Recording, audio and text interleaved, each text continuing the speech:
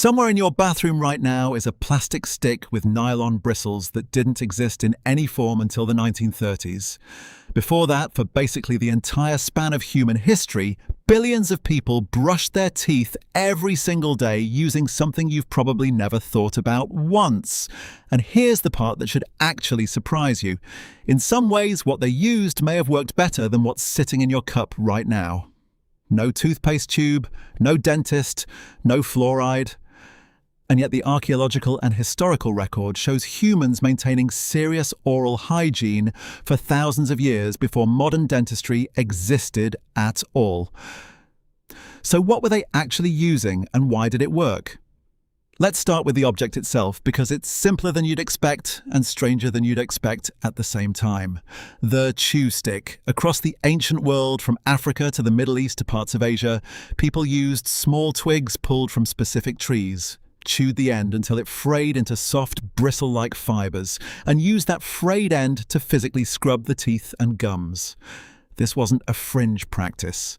Chew sticks made from the Salvadora persica tree, commonly known as the miswak, have been used continuously for over 7,000 years, and they're still used by millions of people today, right now, in parts of the Middle East, Africa, and South Asia.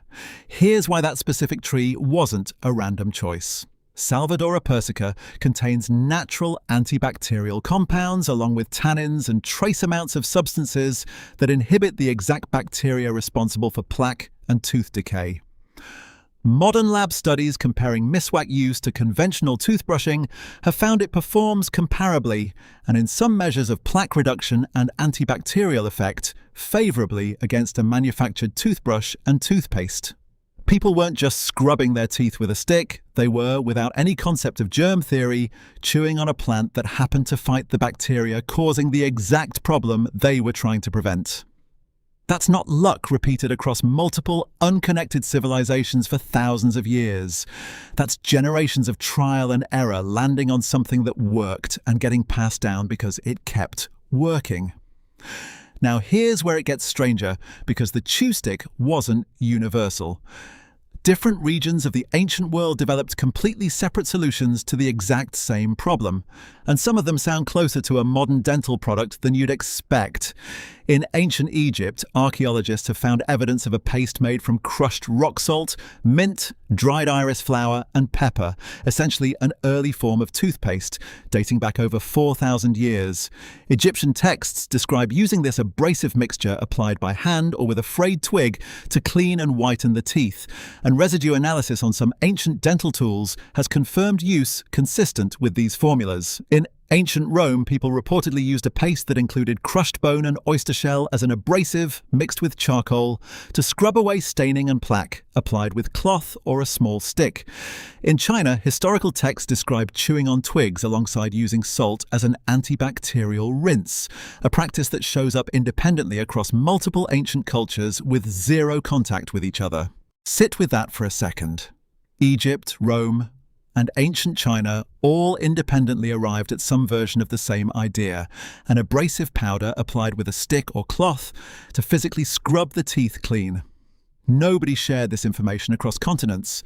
They each hit on it separately, through the same slow process of watching what worked and repeating it. Which raises the obvious question. If ancient civilizations on different continents were independently solving this problem thousands of years ago, why did toothbrushing basically disappear from parts of the world for centuries, only to be reinvented much later? The honest answer involves a pretty ugly gap in history. As populations grew, cities became denser and processed and sugary foods became more available in parts of medieval Europe especially. Oral hygiene practices in many regions actually regressed rather than improved. Dental problems in medieval Europe were severe and widespread, and formal oral hygiene, especially among poorer populations, was inconsistent at best. It took until the late 1400s in China for something resembling the modern toothbrush to appear, using boar bristles set into a bone or bamboo handle, a design that Europeans didn't really encounter and adopt until centuries later. In other words, one of the most basic health habits humans had already figured out independently, multiple times, over thousands of years, still managed to get lost and rediscovered instead of steadily improving in a straight line. That's the real twist buried in this story.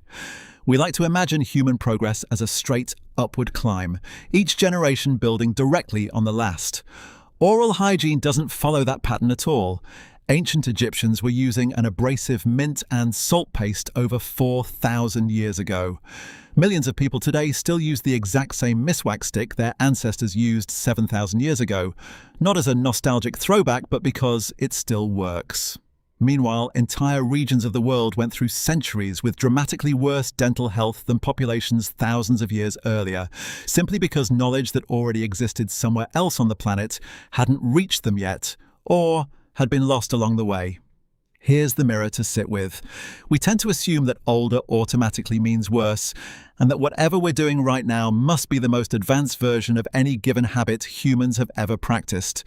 But the plastic toothbrush in your bathroom is younger than your grandparents.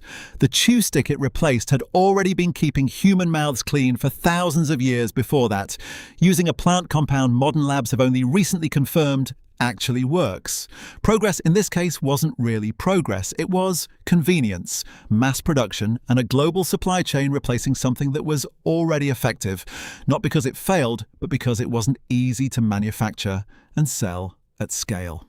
Next time you reach for your toothbrush, remember it's standing in for something ancient humans figured out on their own, more than once, on more than one continent, thousands of years before anyone in a lab coat confirmed they'd been right all along.